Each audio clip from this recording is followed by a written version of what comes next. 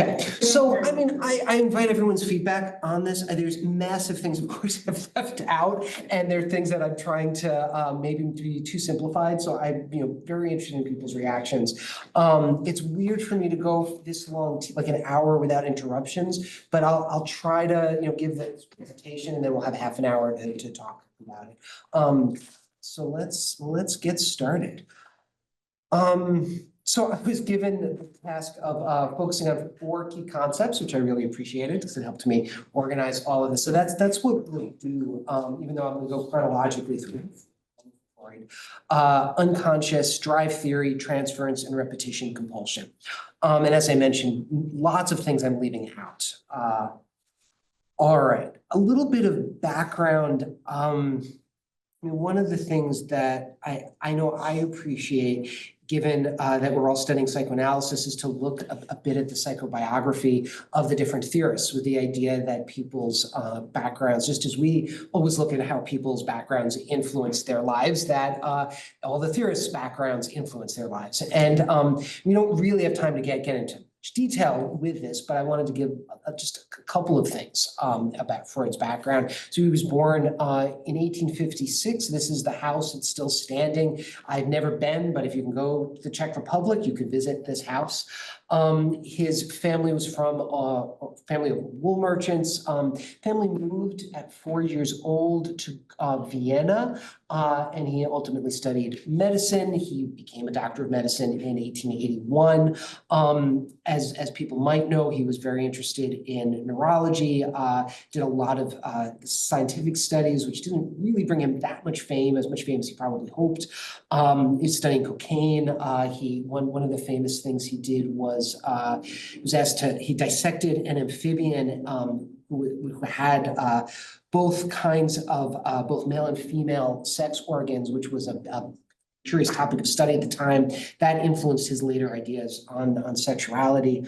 After 5 years of earning his doctorate, he resigns his official post at the hospital, sets up a private practice, which he would essentially do for the rest of his life, specializing in what they called nervous disorders back then. So just a couple other pieces of his biography that's worth mentioning. He married in 1886. That's him with his wife, and they lived in this in the same building until he had to leave, which I'll say more about in a moment. And there were 6 children. The most famous for our purposes was Anna, the youngest daughter, who I imagine we'll hear more about when Jeremy talks about ego psychology. Assuming will come up again, very important clinician and theorist in her own right. And Sophie, I might mention later, her death had a very large impact on him later. Let's see, so in 1938, the Freud and some of his family left. He lived in the last over a year of his life, or roughly a year of his life, in London. And this was, of course, because of what was happening politically, and it was no longer safe for a Jewish family to be in Vienna at the time. So the last of his years were spent in London. So many aspects of people's background that we could focus on. Just wanted to take a moment to just mark something around the role of Judaism, which is a huge topic. And Freud considered himself mostly secular, though it is note that his family came from a Hasidic background. But cultural connection to Judaism was important throughout his life, and it had various ways it intersected in his writings. And one of the last major thing he published, Moses and Monotheism, in 1939, he has this very speculative and maybe probably not historically accurate, but he argues that Moses was actually a descendant of the pharaoh Akhenaten, who was considered the first monotheistic, the beginning of monotheistic religion. And so he speculates about that. But one of the ways, there's been lots of books and lots of writing thinking about what might be the impact of the background of Judaism on Freud. One I just wanted to mention was Sander Gilman a few decades ago. He argued that anti-Semitism, that Freud's awareness of anti-Semitism, specifically the feminization of Jews that was widespread at that time. There's lots of beliefs and prejudices around Jewish men in particular being more feminine, that this got in some ways displaced in Freud's thinking onto his interest in things like femininity and a focus upon sexuality and sexual development in a way that I think is interesting. We could argue with it and disagree with it, but just felt like it was worth mentioning. Okay. But getting now to actually the clinical work and the development of his ideas. So Freud studied nervous conditions, and at the time, again, all of you might know this, lots and lots of interest in what was considered the problem of hysteria at that time. Now, something first about that word. So hysteria is a very, very old history. It's Greek etymology around coming from the idea of uterus. And there's a very old idea, much older than the 19th century, going back to ancient times, around inexplicable physical somatic symptoms being connected to some disorder, something not functioning right in a woman's uterus. And so even into the 19th century, there were people who would do hysterectomies for these inexplicable physical symptoms. The term hysteria has lasted, though it is, I would say a very problematic term with really problematic history for a lot of reasons. But because it's all over Freud's writings and the literature about Freud, I will use it for this. Freud was trying, as were many people at the time, to come up with an explanation for what was known. It also worth noting, it was certainly not just women, though women became more famous in, who had inexplicable physical symptoms, which took lots of different forms. The most, or one of the most famous places at the time to study this was in Paris, and there was a neurologist named Charcot, made many important contributions to neurology at the time. He ran a hospital in Paris called the Salpêtrière, and he used hypnosis, had a number of theories. There was a lot of interest in altered mental states and hypnosis at this time. And they would do, so they treated in the hospital many women who were having these called hysterical fits, fainting, seizure-like movements, etc., and would use hypnosis to attempt to cure people with these difficulties. So on Tuesday nights, the fellows know that they have that seminar while you're in fellowship. In Tuesdays at the Salpêtrière, there were basically their version of a case conference, which was a patient would come and Charcot would treat this patient in front of a large audience of people, visitors, etc. And they had artists who would come and would draw these. So there's many representations of this. This is one of the most famous that you can look up. There's over 100 of these representations of Charcot's demonstration. And partly because of my interest in performance, I've always been amazed by this and fascinated by this kind of performative treatment. And it might also give some reasons why of my ongoing ambivalence or qualms around our case conferences, but that's another conversation. The ways that the line between when something can turn into a kind of show is something I have a longstanding interest in. And so anyway, Freud came. And he was part, he took part, he learned from Charcot, and got a number of ideas around this, but ultimately decided that he wanted to change, that he did not think that this was ultimately the successful way, though he did use hypnosis initially. And he gets involved with a much older, a little bit older physician named Joseph Breuer, and they decide to collaborate and develop some theories together around what could be going on at the time that are explaining these things. And Breuer came to Freud's attention because he had shared about a case he had about a little over 10 years earlier with a woman that he called Anna O. Now, Anna O, I have a picture of her there at the bottom. Her real name, we discovered after the fact, was Bertha Pappenheim. Very interesting woman. and ended up having a really very important career in social work. But she was really struggling early in her life, and Breuer treated her regularly every day. He came. She had various symptoms that at the time they called hysterical. She had partial paralysis. She had a cough. She couldn't drink water at times. There's many other things, visual changes, etc. And Breuer talked with her. And she was the person who called this the talking cure, which has stuck. And so through conversations between Freud and Breuer, they write up their ideas of what's going on, and they develop a distinct idea of the cause, the pathogenesis of what's of hysteria. And they both, they agree at the time that there's a triggering event, that something or some things has happened in the past, but the patient has lost all memory of it. And the reason that they've lost all memory of it, and this evolves over time, but that there's something that is too overwhelming, there's something that is unspeakable about the thing. And so therefore it gets pushed to a different part of the mind, and but it lives on in these symptoms. And so a couple of famous quotes from these early studies on hysteria. We found, to our great surprise at first, that each individual hysterical symptom immediately and permanently disappeared when we had succeeded in bringing clearly to light the memory of the event by which it was provoked and arousing its accompanying affect. And when the patient had described that event in the greatest possible detail and had put the affect into words. And then another quote right around there, recollection without affect almost invariably produces no result.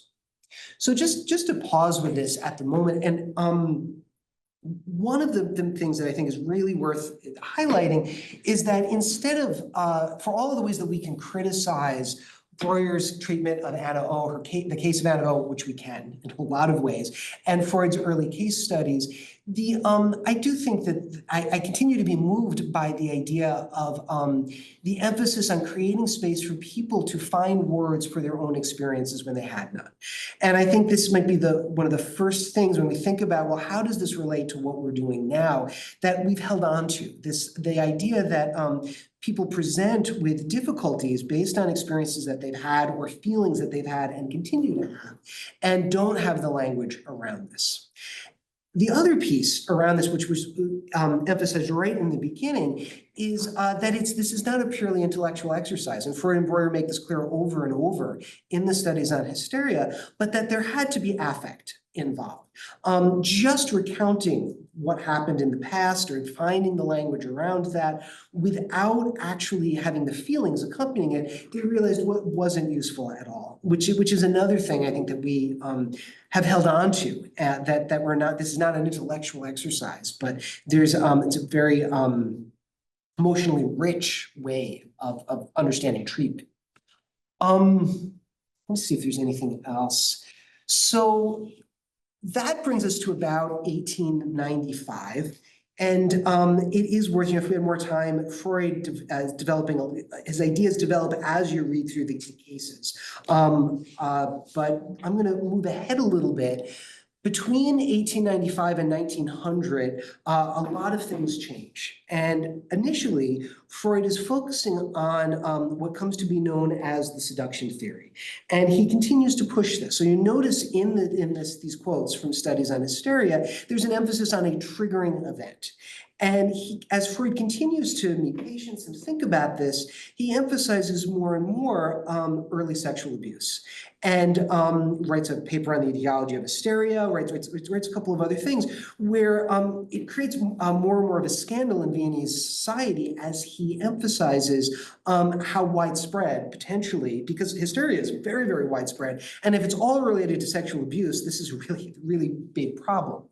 And then for reasons that people have been arguing about for decades and decades, he ultimately recants this and starts to focus more on the idea of early fantasies, and that instead of there being actual abuse, that he develops ideas around that it has more to do with the psychological development and the fantasy life of the people who are suffering from this. Now, I'm grossly simplifying a very complex thing, but it's but by 1900, there's clearly a shift in emphasis.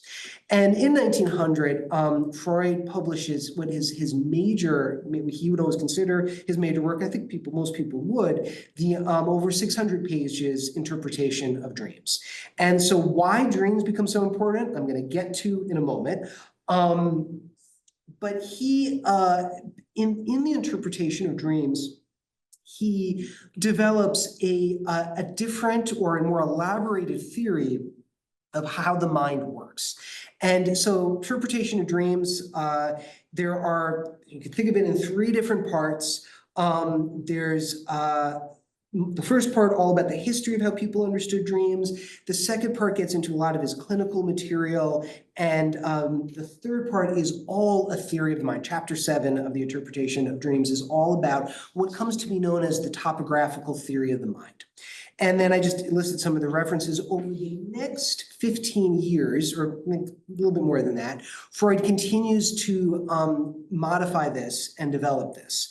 And in this theory, he divides the mind into three, so topography refers to parts, that there's an unconscious, there's a clear distinction between then a preconscious and a conscious.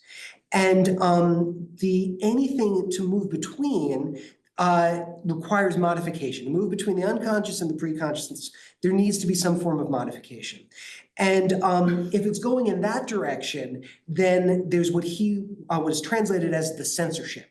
Plays a role in modifying whatever's in the unconscious. Now, what is in the unconscious? What are the contents of the unconscious?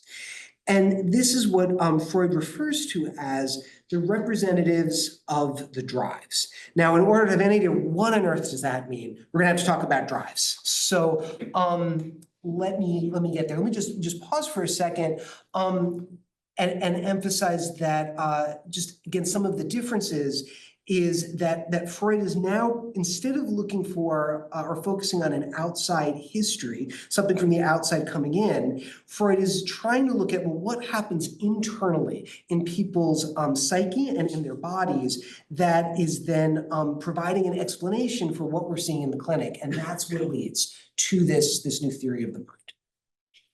Okay, so I'm going to try to succinctly, give an explanation around Freud's drive theory. Let's see how I do here. So first off, matter of confusion. Freud was translated, major first English translator, most, not all, but most of the initial standard edition of Freud's translations was by a guy named James Straitsky.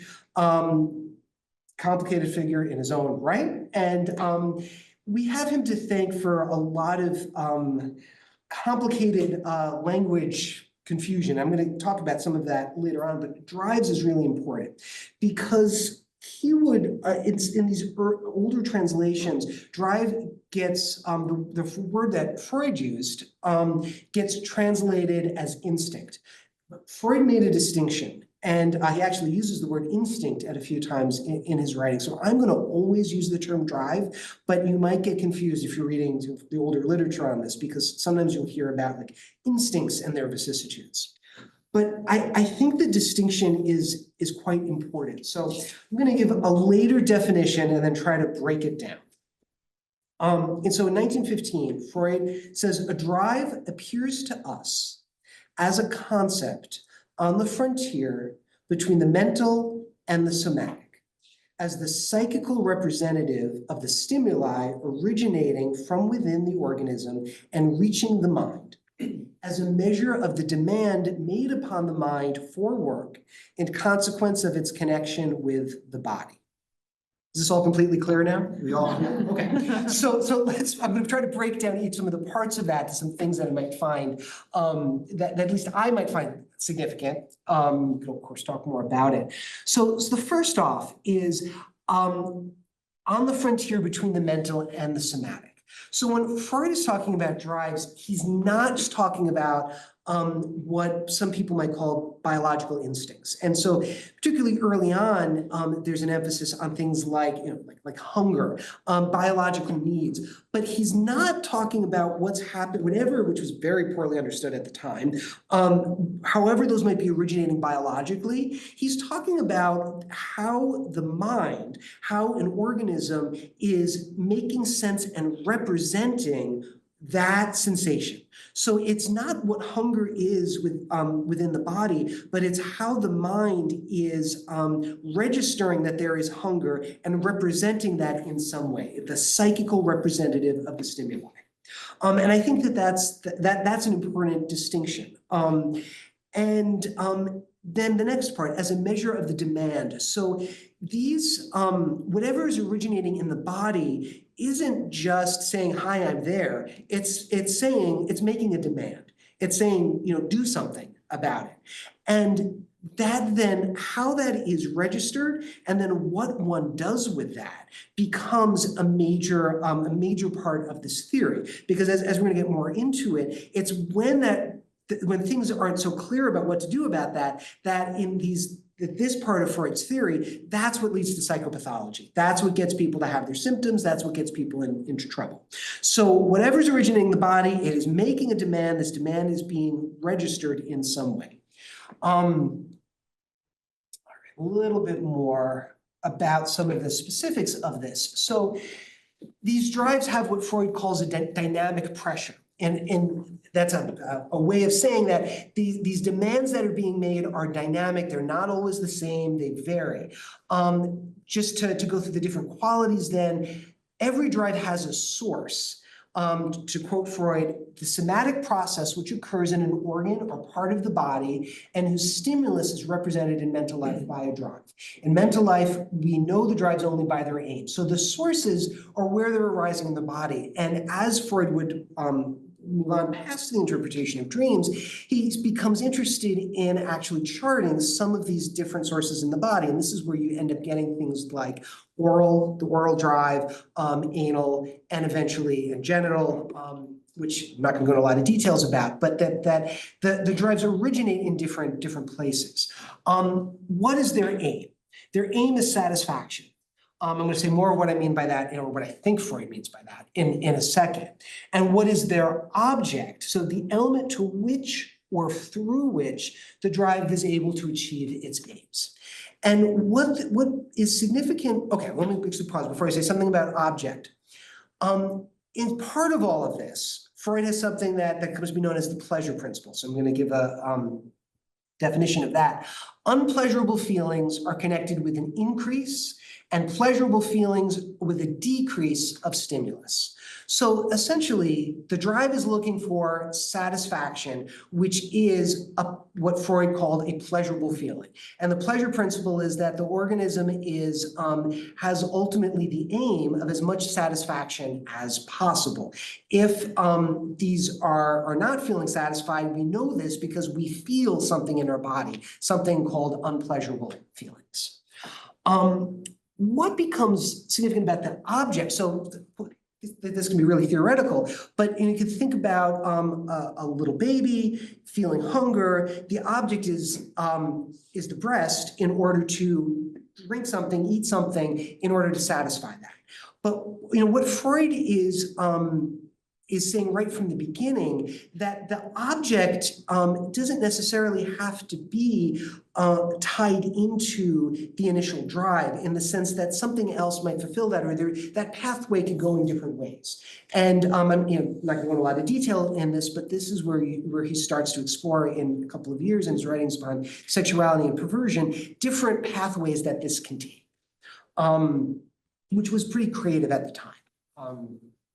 Okay, I think that's all I'm going to say about that. So how does this lead then to, well, okay, before I get into how this leads to psychopathology, I'm almost there, something more about the unconscious. So if the unconscious is the place where these mental representatives of the drives live, what is it like in the unconscious? What are the rules governing the unconscious? How are these thoughts, how do we come to know them in any once they get through the censorship?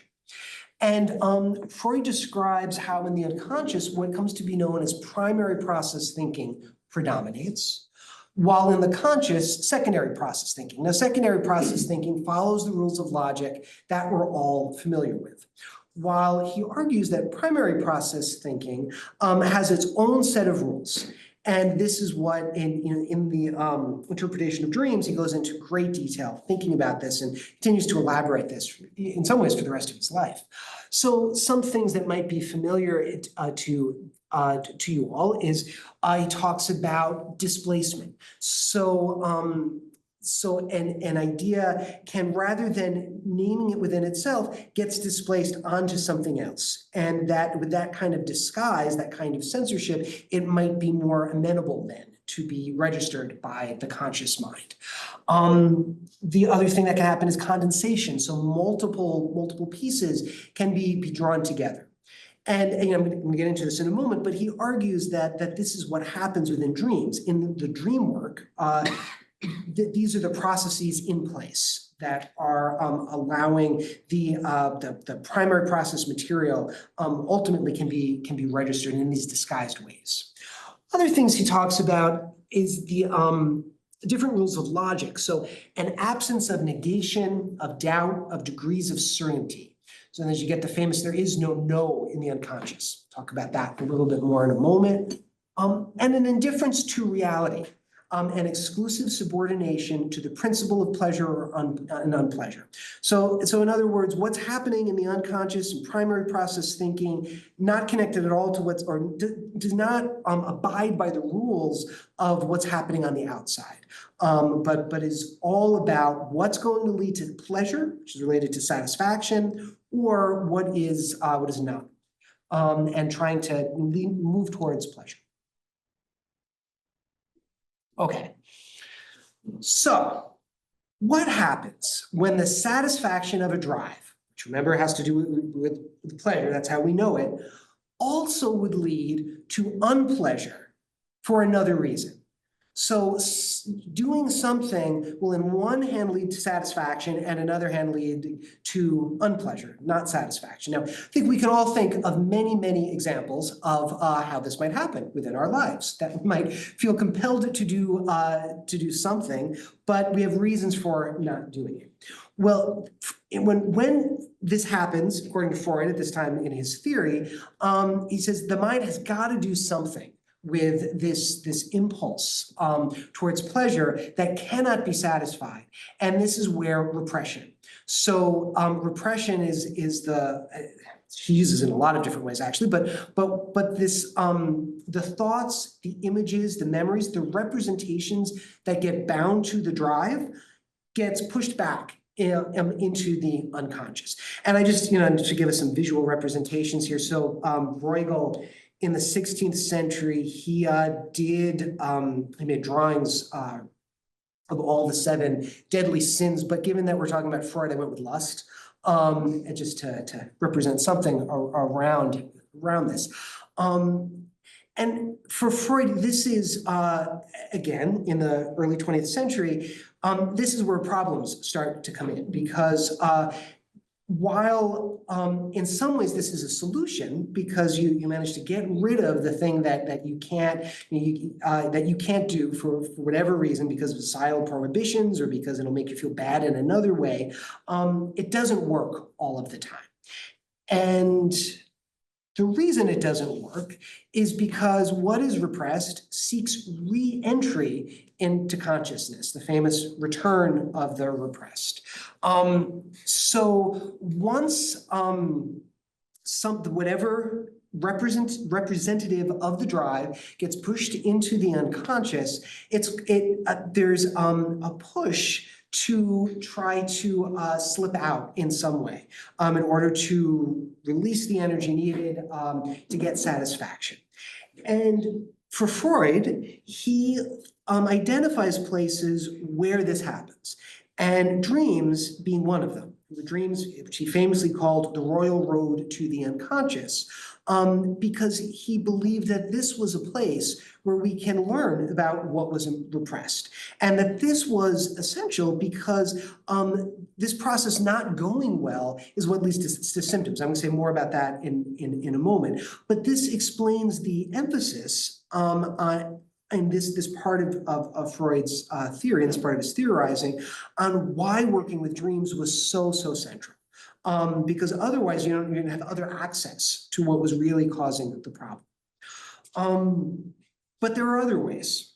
And so slips of the tongue, which gets the fancy word parapraxis, which he wrote about right after the book on dreams came out in the psychopathology of everyday life. So this is the famous Freudian slip, that when people make slips of the tongue, this is the ways that unconscious things are trying to let themselves be known.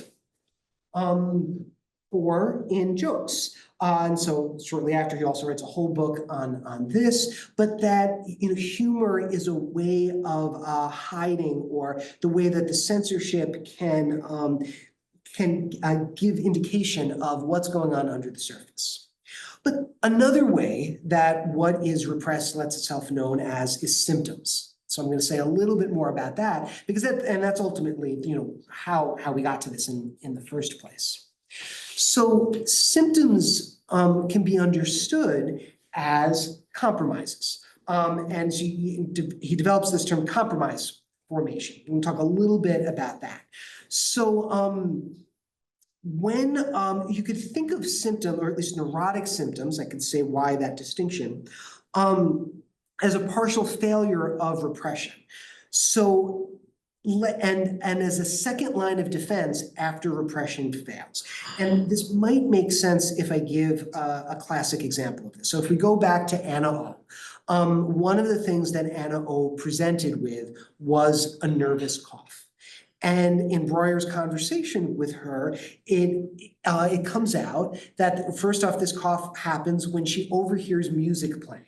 When there's like a party or an event that she can hear outside her window, she develops this cough.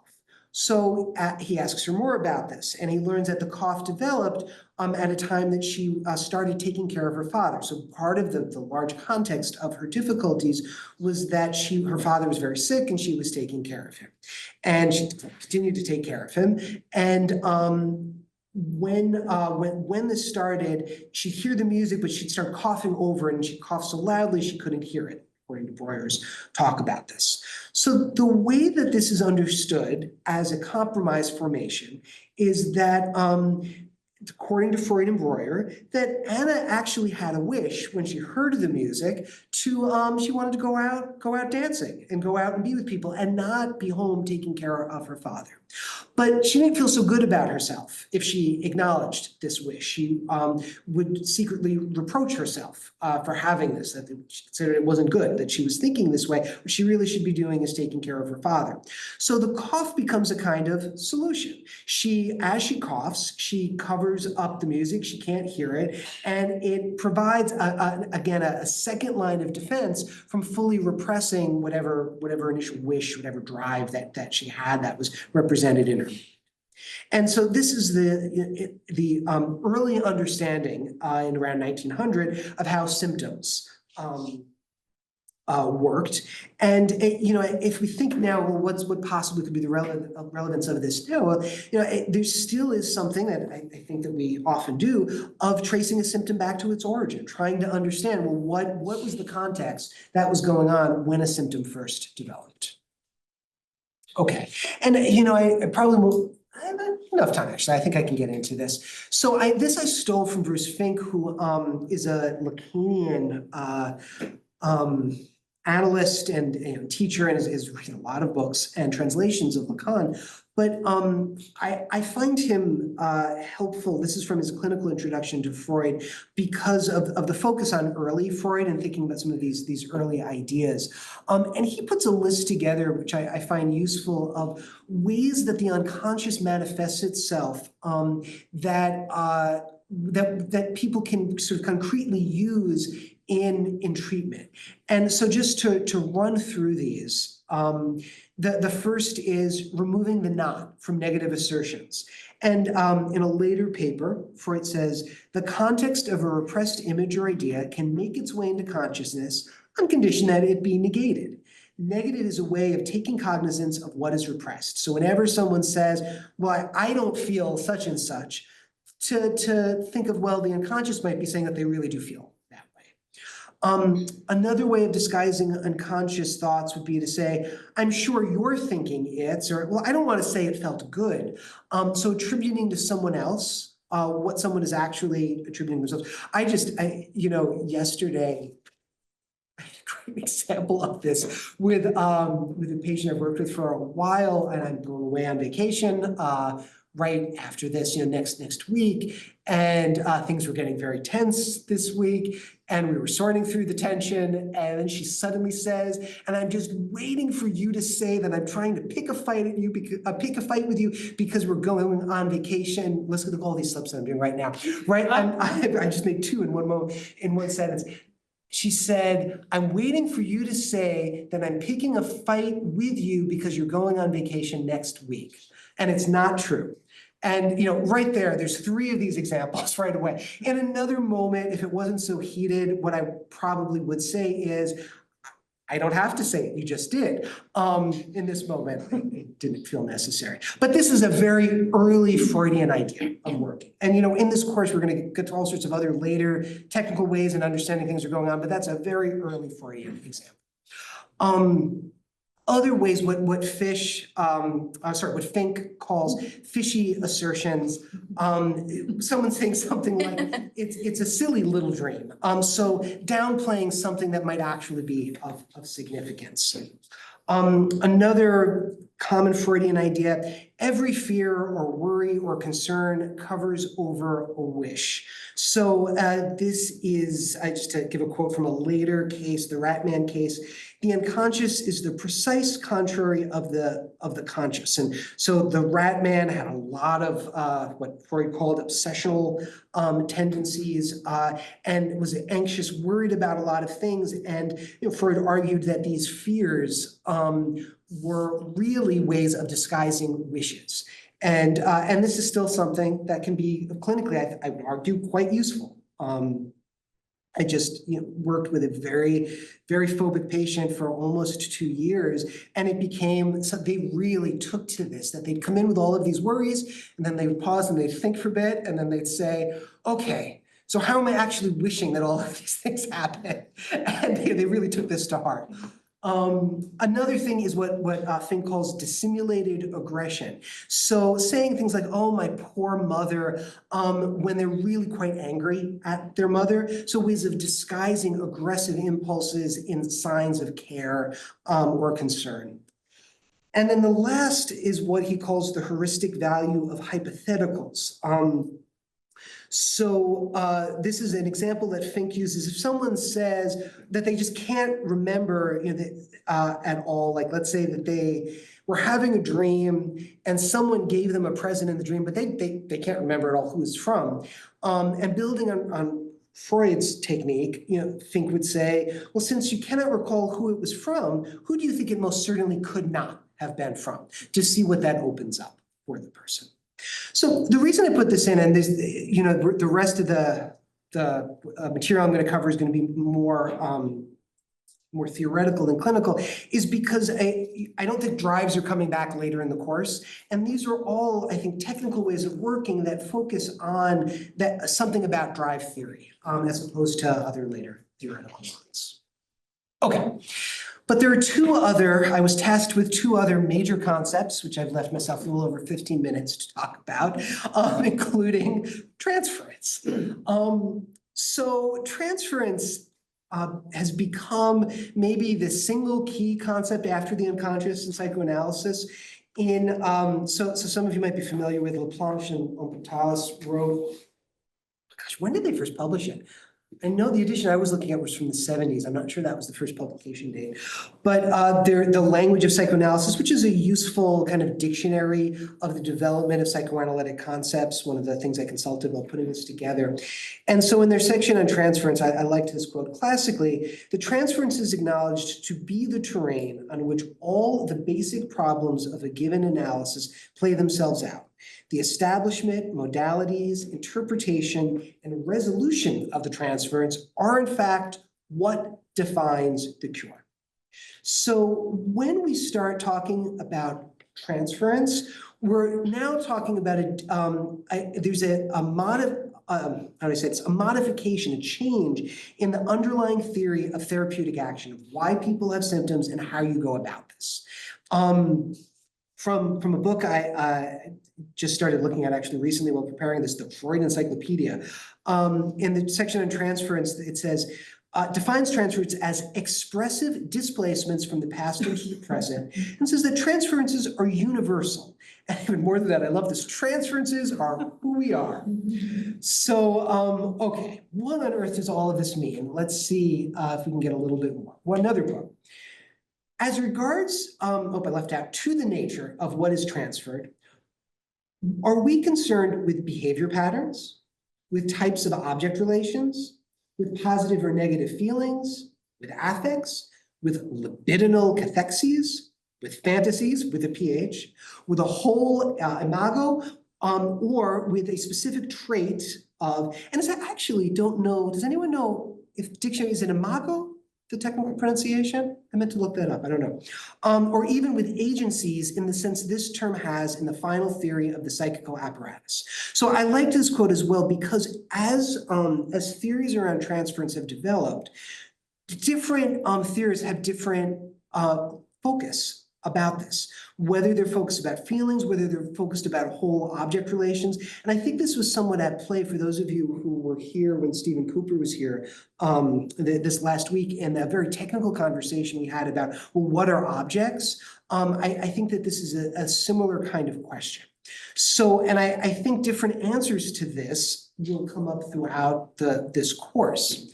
But I'm going to try to go back to the very beginning of how Freud first started talking about this, try to at least give a simple working answer around this. So some history. Freud talked about transferences very early on. He uses the term and the idea of people bringing in their past experiences of important figures in their lives to the psychoanalysis as early as the studies in hysteria. So there are references to it there, but he doesn't develop the idea very much. Transference becomes very important in one of Freud's most famous and some would say infamous case histories. The woman that he refers to as Dora, who was Ida Bauer, and came to Freud, well, she was sent to Freud by her father at the age of 18. He worked with her for about 11 weeks, at which point she basically said enough and stopped going to see Freud anymore, which was a pretty large blow because he did not think that the treatment was complete.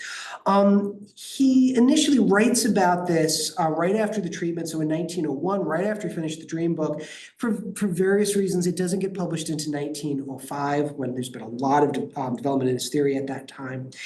And he adds some theoretical ideas, wondering about why this case really didn't go well. Now, I'm not going to go into a lot of details of it. I mean, I've always found, and certainly not just me alone, this to be one of the most disturbing chapters in Freud's history. And I found it painful to read the ways that he interacts with her, the ways that he treats her, and her quite impressive in the ways she stands up to him. Because this was a time where Freud was much in contrast to what he would later advise in his papers on techniques, which I'm going to get to shortly, quite dogmatic in telling her what the different meanings are to the dreams that she's bringing, how she should be understanding these things. And what Freud comes to realize is that the problem was that she had developed very early on a negative transference to him. And he wasn't attuned to this at the time, and he didn't interpret it for her early enough, which then led her to abandon the treatment. He goes on to write, transference which seems ordained to be the greatest obstacle to psychoanalysis, becomes its most powerful ally, if its presence can be detected each time and explained to the patient. So what he comes to believe is that transference, rather than something that gets in the way of the treatment, is actually the greatest use to the treatment, because the person is bringing in an emotional and an affective way their past experiences, how their mind works, what's going on in their unconscious, and actually provides an opportunity in real time to work with, which was not how he thought. Before that, he had a different idea of this as really just being an obstacle to ultimately making what was unconscious conscious and freeing up what was repressed.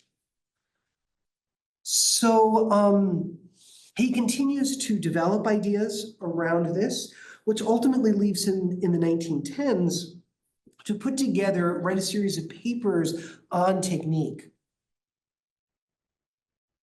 which would then ultimately allow one to both allow a patient to develop a transference, which he becomes to believe is very, very important, and then leaves room for it to ultimately be interpreted. A couple of just key concepts I want to make sure get covered, because I think they'll probably come up in different forms throughout the course. So Freud eventually develops the idea that at the beginning of every analysis, he asks the analysand, the person undergoing analysis, to must communicate everything that comes to mind without criticism or solution. And this becomes the fundamental rule of psychoanalytic technique. And that the analyst must maintain an attitude of evenly suspended attention. So rather than what Freud did with who he called Dora, with Ida Bauer, which was jump in and present his own theories as soon as possible, that it's important to hold back, to allow space. Now, what on earth it actually means to maintain an attitude of evenly suspended attention, there's reams written about this, and different people have different ideas on this. And I think this will come out in different ways as you explore other theorists. And around this time, Freud, one of his papers on technique is called Remembering, Repeating, and Working Through. And in this, another really important idea, and I'm going to now get to the fourth of the four things I've been tasked to, which is repetition compulsion. He developed some thoughts on this. So instead of forgotten memories or what's been repressed into the unconscious, merely emerging in dreams, in jokes, in slips of the tongue. They also can emerge in behavior, and not just symptoms that the person is reporting on, for example, Anna O's famous cough, but in behavior patterns with the analyst and in the analytic situation. And Freud talks about how these repetitions, that they're linked to both the transference and the resistance to the work. But the greater the resistance, the more extensively will acting out, repetition, replace remembering. And the transference relationship itself can become trapped in a kind of repetition. And so I'll read one more quote, and then I'll explain this a little bit more. Ultimately, the analyst will curb the patient's compulsion to repeat and turn this into a motive of remembering, but one must allow the patient time to become more conversant with the resistance with which he has now become acquainted, to work through it, to overcome it, by continuing, in defiance of it, the analytic work according to the fundamental rule of analysis. So what do I mean about all of this? Freud's emphasizing that before one can ultimately move into language, that there might be a period of acting out these things, and that this acting out can be quite powerful, and that one can't rush the process of it as one ultimately moves into the realm of language. And I think that this is something, what this actually means, how we manage this as a treatment center is something that leads to all kinds of ongoing conversations. And I think that taking Freud's original ideas on this get developed in all kinds of ways. When Jennifer teaches relational, I imagine she's going to talk about much later ideas around enactment and how things get recreated between two people in a treatment, and in our treatment center get recreated among the whole system. And it become one of the things I think get most fraught in our clinical conversation is, well, how far do we let someone go acting something out before we insist? No more action there. We've got to move into a realm of language. And we can sometimes have different barometers or different ways of measuring that among a treatment team. All right, so we've got 7 minutes left. We'll just do a little bit more.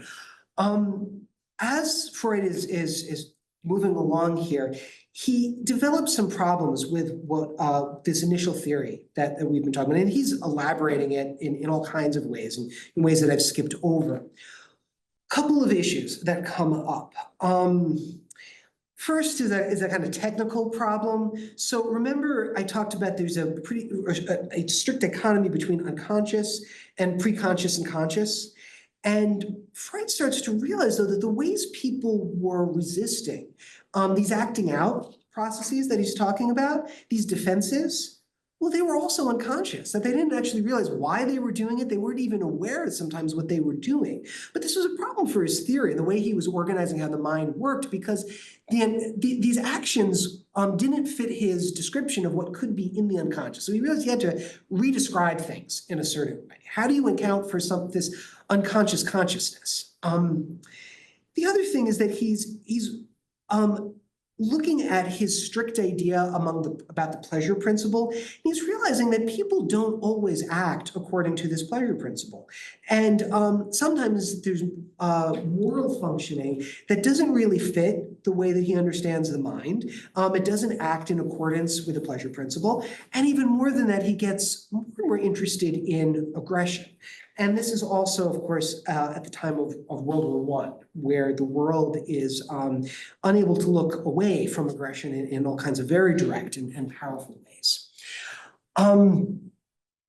So he reformulates his idea, and there's various antecedents to this, but in 1920, there's a big change when he writes Beyond the Pleasure Principle.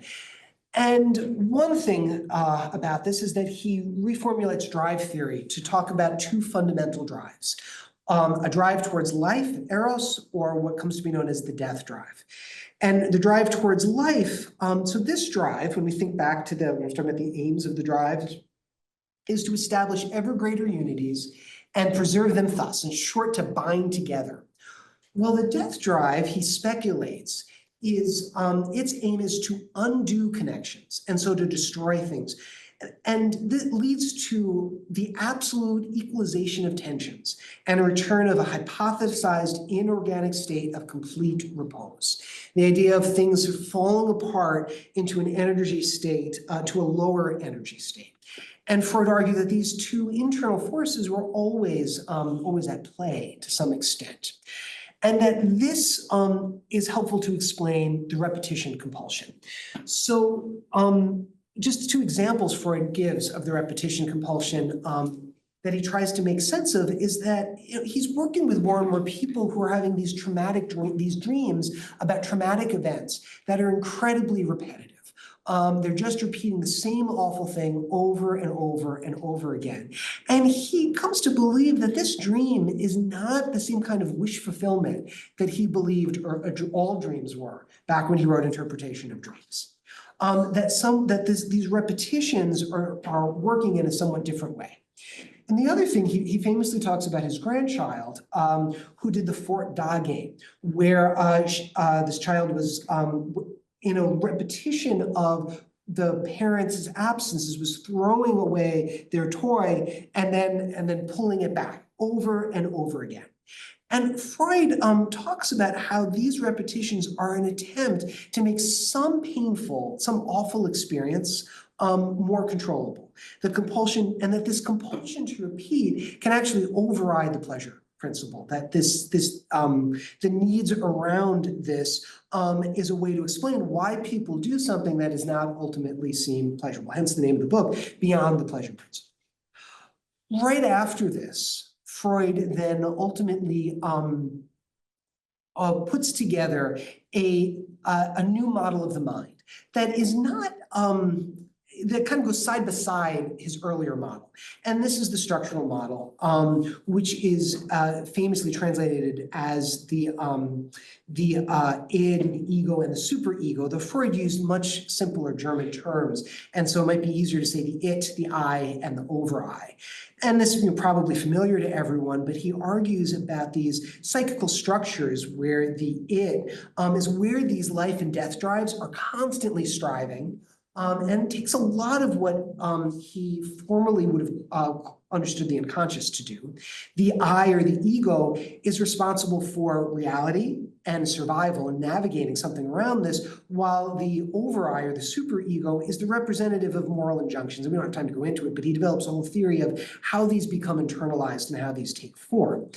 And what's the point of all of this? Well, psychopathology, symptoms, people's struggles, are seen when there's a maladaptive compromise between these drives represented by the it, or the id, the defenses of the ego in trying to make sense of all of this, and the injunctions of the superego, the over-I. And wow, I managed to do that almost exactly. So just some thoughts about how this might be relevant to our work at Riggs, if at all. First thing, I often think about it, and I know this question comes up in various training conversations, but what is the relevance of going through all of this history, and what is it still worth reading Freud in a fellowship or as a clinician, or is it worth going back to these texts? I get a lot of painful satisfaction out of it myself, but I'm curious how other people feel about it. So that was one thing I was just interested in thinking about.